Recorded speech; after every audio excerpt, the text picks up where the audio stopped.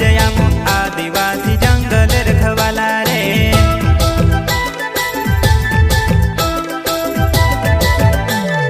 चल जंगल जमीन काज पूजे रे आदिवासी दुनिया ने रखवाला रे। बाप देव खतरी काज पूजे रे आदिवासी सबसे निराला रे।